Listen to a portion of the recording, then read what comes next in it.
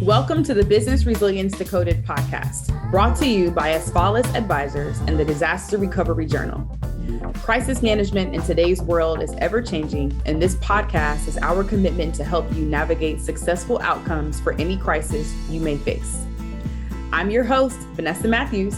I specialize in providing insights and solutions for crisis, continuity, and resilience across industries from real estate and healthcare to terrorism in the airline and transportation worlds. No matter what industry you're in, this podcast will provide you the tools to build resilience in your organization. Welcome back to another episode of the Business Resilience Decoded podcast. I am your host, Vanessa Matthews, and today we're going to be talking about preparing for global conflicts, insider threats, and all the things that you cannot predict but it's happening to your business. So I'm really excited about this podcast because this really kind of kicked off at the tail end of 2022 when our team started to host executive roundtables for our customers in Charlotte. And one of the things that we found from working and partnering with retailers, with the city, with the county, with the fire departments, with communications companies, with airports, with nonprofits, with organizations that provide retail and real estate portfolios, is that every single organization is literally facing the same set of challenges, but it all shows up differently. And then we thought about, with our podcast, there's hundreds of thousands of organizations across the world who are also experiencing the same sets of challenges. They might be in Barbados or Bermuda or Europe or China, or Germany. We have a base in all those different places. And so we wanted to really produce an episode today just to kind of talk about the what, not the how, not the solutions, not the questions of what you should do, but the what. Because what we found that our clients have appreciated is knowing that everybody or different people are experiencing the same things that I'm experiencing, and at least I'm not crazy. That's it. We want you to leave this podcast knowing that, okay? So here's a few things that we're learning from our customers. So there's so many things that our clients have shared with us, and we've now had 2 executive roundtables. So a few of those things that have come up that we think might be important for you to know and to understand. Number one, mental health inside of every organization is something that most clients are paying attention to. Whether it's understanding how to identify it, how to support them, what it looks like when it shows up internally, those are all challenges and concerns that they are facing. We're also seeing the concerns of geopolitical risk, right? And different leaders that are taking, or different people that are stepping into leadership roles across the world, and the impact that that has to organizations and to governments, right? So whether it's a private business or whether it is a government or whether it is a country, just the concern of the continuity of leadership. And what does that look like when the values of leadership change and evolve, and what we've known to be a value of a particular country for the past 20, 30, or 100 years, and those things now change into something different. What does that mean, and what does that look like? We're also seeing, of course, supply chain is a huge concern for every single customer. The more train derailments that happen, the more concerned they are, because they're leveraging different ways to get their products to and from. And all of these things ultimately impact not only their business, but also your employees. It's hard for your employees to show up to be 100% for you when things at home are not 100% for them at home. And so having the understanding of how things happening in the world directly impact your employees, and whether or not they bring it up to you at work, is another conversation. But those things ultimately go back and impact their mental health. Physical threats such as severe weather, infrastructure failures, or civil unrest are forcing everyone to prepare for unpredictability. OnSolve is here to help leaders navigate this complexity within their organization. As the leading critical event management provider that mitigates physical threats, OnSolve helps organizations to remain agile when a crisis strikes. Using the most trusted expertise and reliable AI-powered risk intelligence, critical communications, and incident management technology, the OnSolve platform enables enterprises, small to medium organizations, and all levels of government to detect, anticipate, and mitigate threats that impact their people, places, and property. For more information about OnSolve or to request a demo, please visit www.onsolve.com. And another thing that has come up with every client is the challenge and the concern with the risk of exclusion, but also how this conversation of diversity, equity, and inclusion and belonging has now made it to the political conversation.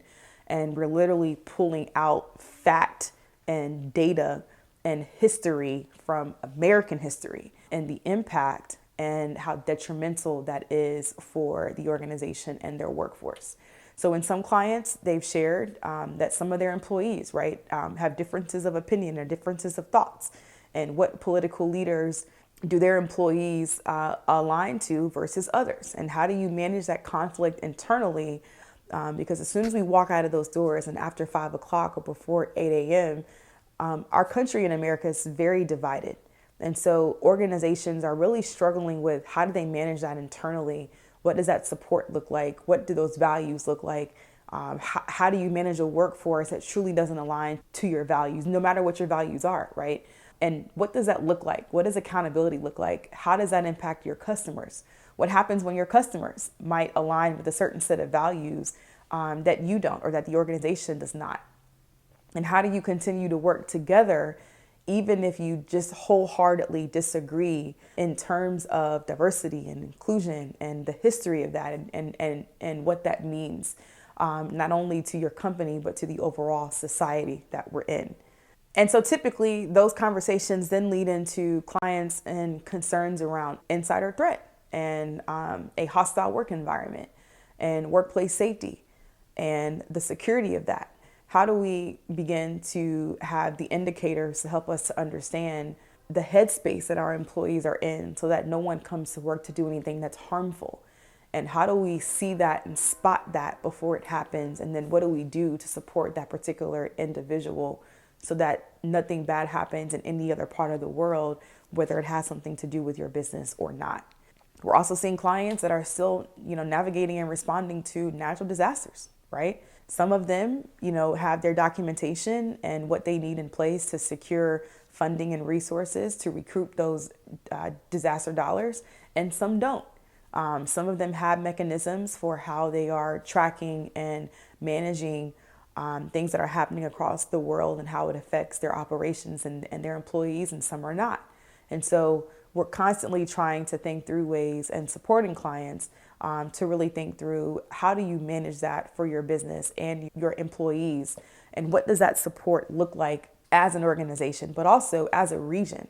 And so one of the things that we really found value in and our clients have heavily supported in is the importance of being in the room with other businesses across your region, because as a regional team, there's different dynamics that you have going on that are impactful, and it's helpful to kind of hear other business leaders in the communities that you're in to really help you think about how they're solving it and how they are also addressing it, but also how it might show up in an organization like a nonprofit whose funding mechanisms and whose funding sources look very different than a retail company or a real estate company or a communications and an IT company. And so then getting them in the room to say, oh, well, this company over here is doing this. How might this support, or how might this team be able to support me over here in what I need to get done as a city and as a community? The other two things that are really big that we're also seeing specifically in Charlotte is also the crisis of housing, and literally the amount of people that cannot afford quality housing. And so as you bring and recruit talent to your cities and to your communities, what's the risk of relocating people to a location where your housing is not adequate, where your employees might have to drive an hour plus to commute to get to work, coupled with the fact that everything is going up in prices? I mean, a gallon of milk and eggs is just ridiculous, right? My hairstylist raised her prices the other day and I was mad, y'all. Okay. But then schools, right? And in Charlotte, we have very low literacy levels for our school systems. And there's a challenge with maintaining and keeping a superintendent in our school system. And so what impact does that bring to you as an employer as you're also trying to support recruitment for your workforce and to build a high performing team, right? And then also transportation. So in communities like Charlotte and other communities around the world, the impact of transportation. And it's one thing for me to be able to fly into a city, but what do the modes of transportation look like? And how do you support infrastructure that is going to help your employees get to where they need to go so that they can continue to support the organization and their families? And so one of the things that I think is important that I love that Charlotte does is just really inviting and honing in on the business communities and their overall influence and impact on the importance of economic development and driving that discussion and being clear about what you need, as well as workforce development, right? How many schools do you have in your community and in your state? And what are some of the strategic things that your region is doing to help make sure that the people who come to school here stay here? And how do we keep these candidates for roles, for jobs? But also, what are the resources that are there to build those employees up to be more successful? So in all, there's a lot going on. And there's a lot that you as an organizational leader should be paying attention to. But I'll end it on this note. While there's so much going on, you can control you, right? So just think about that as you continue to consider all of the ways that you and your teams are managing all of these threats and how you can have better partnerships and relationships with the businesses in your region. Thank you for listening to the Business Resilience Decoded podcast, brought to you by Asfalis Advisors and Disaster Recovery Journal. Make sure you check out the show notes for this episode to see all the upcoming events, programs, and ways we can support you. Make sure you subscribe to the show wherever you get your podcasts, leave us a review, and share it with a friend. Thanks again, and I'll talk to you in the next episode.